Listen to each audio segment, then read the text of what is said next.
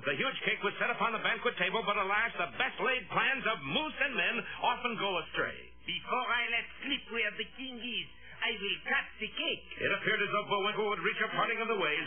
But mooses, unlike most of us, are allergic to the insides of cakes. And...